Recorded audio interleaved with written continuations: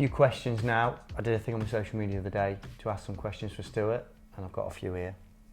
So we're going to jump straight into it. As a snooker player, not as a professional, what makes Stuart keep giving his best week in, week out? What triggers him to get up for it?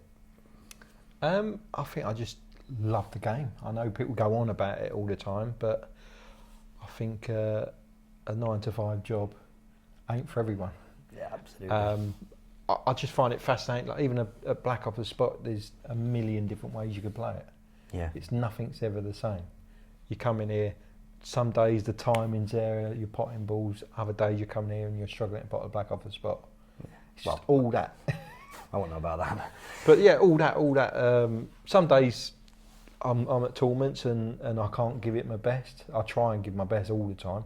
Yeah. But I might have slept bad, or might have come off the last match not happy.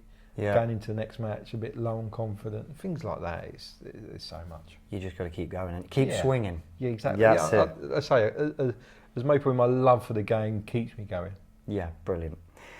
So what, in your opinion, on the professional level, what is more important? Finding the centre of the white, don't exist, and cueing straight through it, or just being able to play the shot, compensating for any aiming or any other flaw in your technique?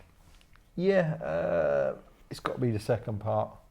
Like you say, maybe of late I've tried to sort of try and find the middle of the white that don't exist. They don't exist, it's silly. But it's very rarely you actually need it. Like you say, maybe the only shot is like a long straight stun shot that you've got to try and hit middle of white. Other than that, it's all about manipulating the white. Like most of my shots I play with probably a trace of run inside. So just to help it, I've always lined the shot up really. The best in the game, the Alex Higgins, the Jimmies, the Ronnies, they all play a bit of like side here. Help inside. Yeah, exactly. Exactly that, and I think simple as that. Yeah, well, I've found that with the coaching. Obviously, I've found people being told to hit the middle, and it's like a pinhead, the middle. Yeah. It's hard to hit, even if you like Neil Robertson. So it's just tough. So yeah, you're right. Absolutely, that's great. You're regarded as one of the best break builders around. How do you keep producing big breaks? Again, I think it's just the love for it. I'll never stop learning. I'll come in here, I'll love practicing, and there might be just a few routines that just sort of get me, and I've got to do it. I've got to stay here till I do it. So like just easy sort of routines for break building. Like I say, obviously set the balls up, lineups, tee lineups. Just play. Just play. Just playing the game. And I tell you, I push that as well. You know, people are looking for this magic routine, magic this, that, the other. We learn as players to as kids, just playing the game. Yeah. And you're going to experiment, aren't you? And just say, what happens if I hit there? And think, oh, that's what happens. So maybe one time you will need to get out of trouble. You know how to do it.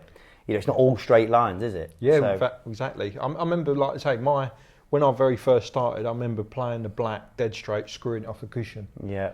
And trying to reverse side. Yeah. The first 5 shots, I've put check side on. Yeah. I'm like, what's happening here? Yeah. But then, like with everything, like do lineups, you'll play certain shots. Yeah. Well, what happened there? Like I'm always fascinated by that. So I think that's why I'm probably good at break building. Obviously, watch the likes of Ronnie play and people like that. Yeah. I'm obviously lucky enough to practice with them over the years. So you pick up firsthand what they're doing, what they're trying to do. Why have they played that shot? Yeah. 2 shots later, oh right, that's why they played that to do that. Yes, and then just learn, suck it all up and learn from it. Brilliant. That's great. So what else have we got? Here we go. Right. Okay. How many 147s you had? Ever?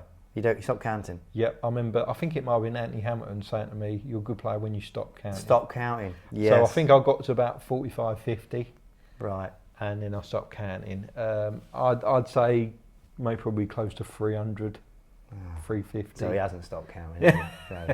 When he said he stopped counting, no chance of you stopped counting. I know That's you all know. that matters is 9. I know you know. So what's the one thing he knows now that he wished he knew when he started playing technique-wise? Maybe probably not think too much about hitting the centre of the ball.